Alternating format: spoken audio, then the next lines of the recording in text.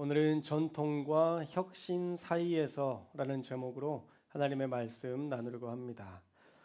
제가 도쿄에 가본 적은 없지만 도쿄에 가면 제국 호텔이 있다고 합니다. 총 1000개나 되는 객실이 있는데요. 아무도 쓰지 않는 방도 매일 다시 청소하고 항상 상쾌한 분위기를 낸다고 합니다. 항상 완벽을 지향한다.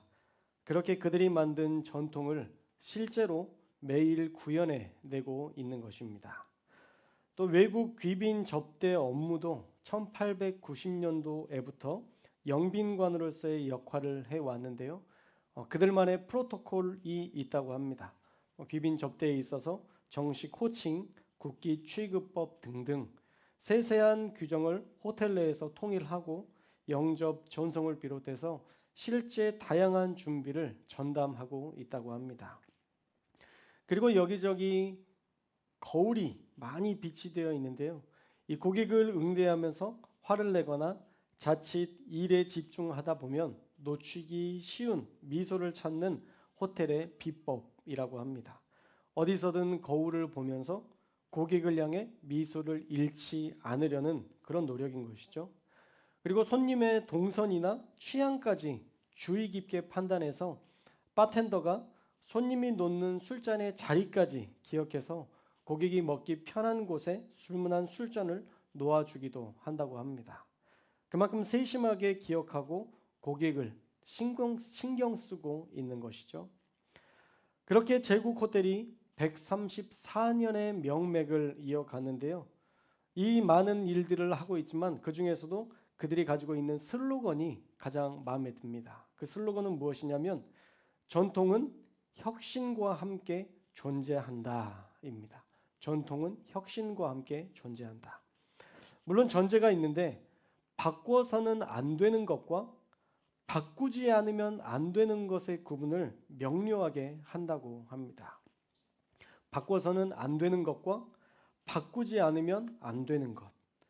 우리 일상 삶의 모습에서도 이 말을 기억하고 삶에 적용하면 지킬 것은 지키고 바꿀 것은 바꿀 수 있는 좋은 삶의 가치관이 될 수 있을 거라는 생각이 드는데 아내나 남편을 바꾸시면 안 됩니다. 그건 혁신이 아닙니다. 자, 오늘 말씀에도 전통을 중시하며 따르는 바울의 모습과 이방 교회에게는 혁신을 제시하는 이런 예루살렘 교회 지도자들의 이 전통과 혁신의 모습이 동시에 등장하고 있습니다. 자, 지난주에 바울이 3차 전도 여행을 보고한 후에 하나님께 영광 돌리는 그러한 모습까지 우리가 살펴봤었죠. 오늘은 예루살렘 교회 지도자들이 이 유대인들 사이에서 들리는 바울에 대한 소문을 알려주는 장면으로 시작이 됩니다. 그 내용은 무엇이냐면 바울이 전통을 무시한다, 업신여긴다라는 것이죠. 자, 우리 21절의 말씀을 함께 읽겠습니다. 21절 말씀 시작. 내가 이방에 있는 모든 유대인을 가르치되 모세를 배반하고 또 관습을 지키지 말라 한다 함을 그들이 들었도다. 아멘.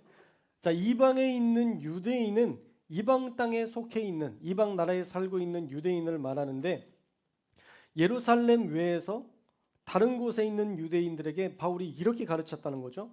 첫째로 모세를 배반하라라고 했다는 겁니다. 모세를 배반하라. 이건 유대인들에게 있어서 어떤 일이 있어도 용납할 수 없는 겁니다. 모세로부터 시작된 말씀과 율법을 포기하라는 것이거든요. 그런데 유대인들이 바울을 모함하기 위해서 이런 소문을 예루살렘에 다 퍼뜨렸다는 겁니다. 실제 바울의 가르침은 어땠느냐? 실제 바울의 가르침은 로마서 말씀에 보면요. 율법은 예수님이 오시기 전까지만 효력이 있고 예수님이 오신 후에는 예수님을 믿음으로 구원에 이를 수 있다라고 가르친 바 있습니다. 그러니 없는 말은 아니지만 완전한 바울의 가르침도 아니죠. 그러니 바울이 오해받을 만 합니다. 둘째로 아들들에게 할례를 행하지 말라라고 했다는 겁니다. 여러분 유대인들에게 있어서 할례는요. 하나님으로부터 선택받은 외적 증표였습니다. 할례가 있으면 그는 구원받은 자라고 아예 믿어줄 만큼 이 할례의 의미는 엄청난 하나님의 백성으로서의 그런 의미가 담겨 있었습니다. 그래서 할례 받지 않는 남자는 그 백성 가운데에서 끊어질 것이라는 창세기 17장 14절의 말씀을 보면요, 할례가 이 유대인들에게 얼마나 중요한 것인지 알 수 있습니다. 그런데 그 하나님과의 약속을 깨는 전통을 파기하는 자라는 소문이 돌았으니까 이건 유대인의 입장에서도 또 유대인 교회, 예루살렘 교회 성도들의 입장에서도 아직까지는 받아들이기 힘든 어려운 혁신이었을 것입니다.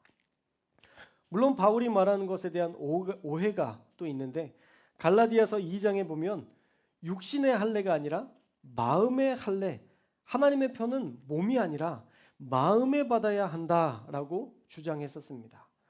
그렇게 했던 이유는 이방인들에게 강제적으로 할례를 요구했을 때 그들이 하나님을 믿겠다라고 결정하기보다 그 육체의 무서움 때문에 하나님을 버리고 도망갈 수 있기 때문에 육체의 할례보다는 마음의 할례를 받아야 된다라고 이야기했던 것이죠.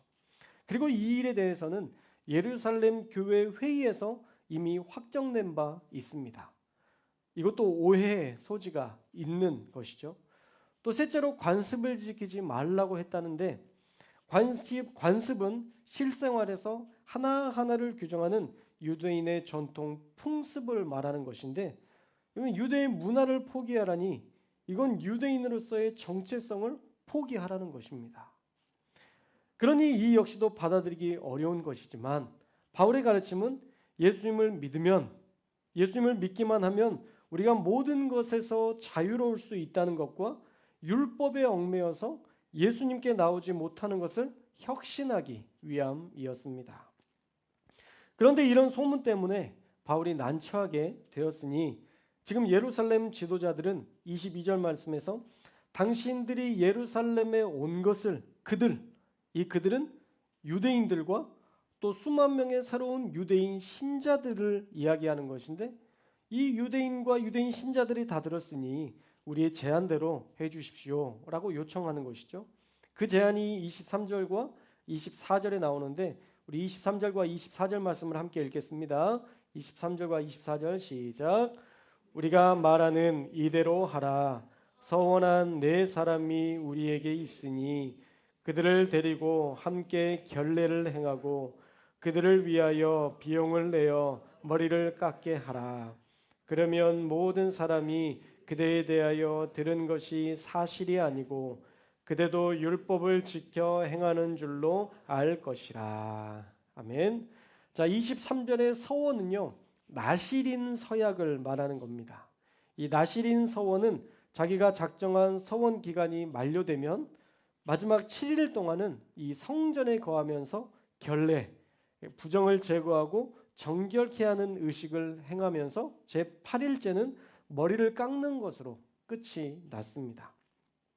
그런데 이방 나라를 여행하고 온 후에도 이 결례, 정결례를 행하는 경우가 있었기 때문에 이 나실인 결례를 행하는 사람들과 함께 이 율법을 따라 그들과 같이 이 결례를, 정결례를 같이 행하게 된다면 바울의 율법과 전통을 무시한다는 소문이 거짓이다라는 것들을 보여줄 수 있으니까 파기하라고 명령한 적이 없고 오히려 그는 율법을 지키는 자다라는 것들을 상징적으로 보여줄 수 있으니까 결례대로 행하라라고 제안한 것입니다.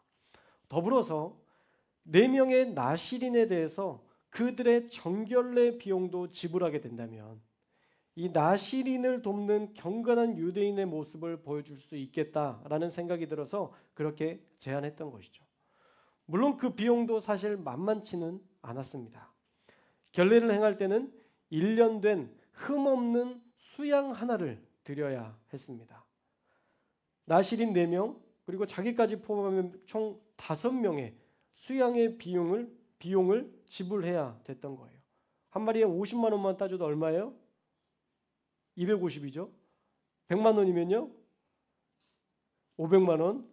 너무 졸려하시는 것 같아서 제가 수학을 이렇게 어렵지 않은 수학을 냈는데 되게 어려워하시네요. 자, 이런 비용까지 지불한다는 것은 바울이 율법의 진심이다라는 것을 보여줄 수 있는 기회였기 때문이죠. 자, 바울이 그렇게만 해준다면 24절 말씀에 나오는 것처럼 그대도 율법을 지켜 행하는 줄로 알 것이라. 즉 유대인들이 바울에 대해 오해하는 것들을 조금 풀 수 있고, 또 바울도 떳떳하게 이 예루살렘을 다니면서 그들에게 전도할 수 있는 기회가 열릴 것이라고 이 예루살렘 지도자들은 생각했던 것입니다. 그러나 모든 이방인들이 똑같이 바울처럼 준수해야 한다라는 의미는 아니었죠. 왜냐? 25절 말씀 때문이에요. 자, 우리 25절도 함께 읽겠습니다. 25절 시작. 주를 믿는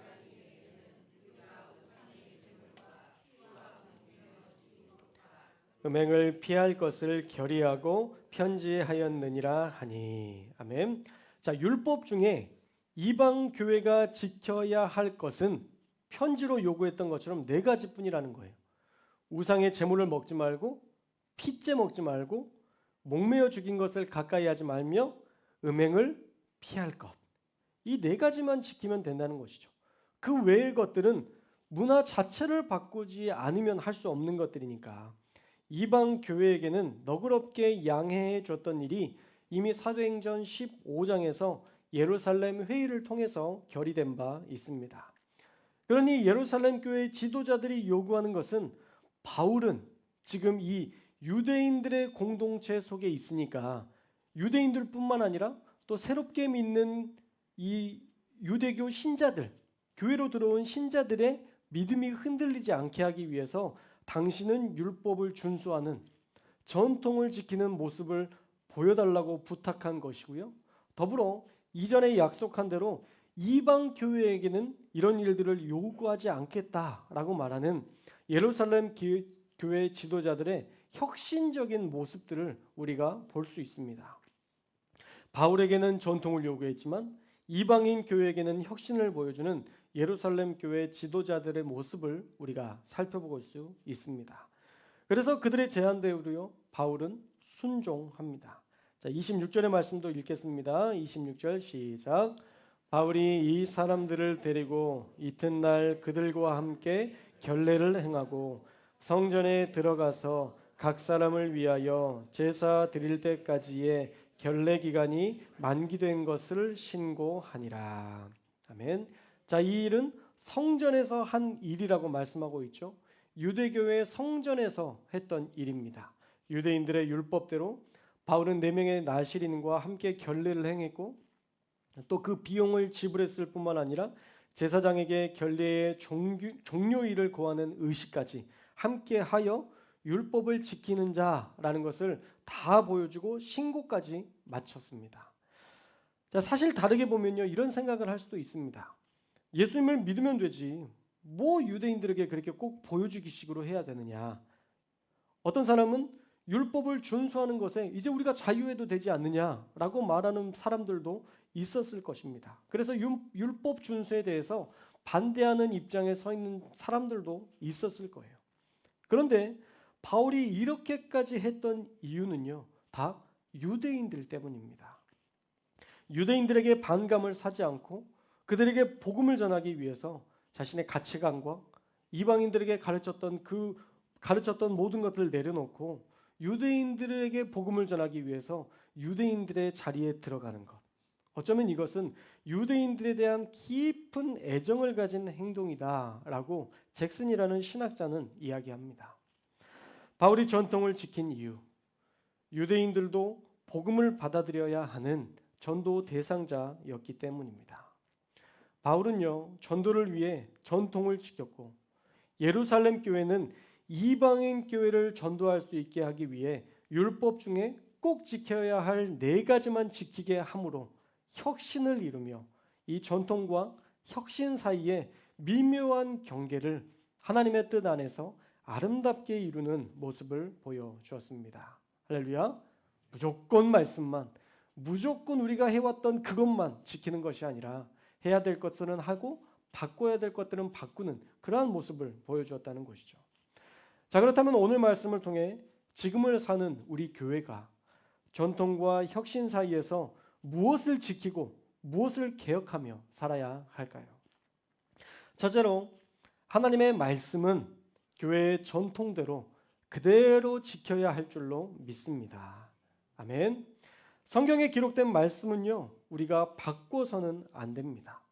여러분, 모세의 율법과 성경은 달라요. 모세의 율법은 모세 오경에 기록된 것으로 국한되지만 성경은 예수님의 탄생과 가르침까지, 그리고 다시 오심의 내용까지 다양한 가르침이 그 안에 담겨 있습니다. 그런데 마치 말씀을 율법과 동일해서 그 말씀을 들을 필요가 없다라고 생각하는 것은 큰 오산이죠. 우리가 지킬 말씀은요, 지켜야 합니다. 전통과 혁신에서 중요한 것은 바꾸지 말아야 할 것은 바꾸지 않는 것이라고 말씀드렸죠. 말씀대로 살아야 교회의 아름다운 전통을 지킬 수 있는 것입니다. 안식일을 기억하여 거룩히 지키라. 우리가 지켜야 할, 평생을 지켜야 할 아름다운 전통인 줄로 믿습니다.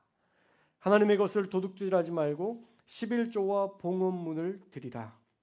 11조를 통해 양식이 넘치고 복을 쌓을 곳이 없도록 만드시겠다는 그 약속도 우리가 지킬 전통입니다. 하나님을 바라보며 예배자로 사는 것, 하나님이 원하시는 귀하고 아름다운 교회의 전통입니다. 목숨을 걸고서라도 예배를 드리는 그 아름다운 전통을 우리는 이어나가야 되는 것이죠. 여러분, 이런 것은 혁신을 해서는 안 됩니다. 인터넷 방송으로 CTS로 예배 드리는 것도 예배 드리는 거다라고 우리가 생각하지만 그것은 잠시 코로나 시국에서만 용납될 수 있는 일이지 언제든 우리가 자유롭게 할 수 있는 일이 되어서는 안 된다는 것이죠. 우리는 우리가 지켜야 할 전통을 지켜내야 합니다. 할렐루야. 또 혁신해야 할 것들도 있습니다. 목회자를 중심으로 한 교회에서 성도들을 중심으로 하는 교회로 바뀌어야 합니다.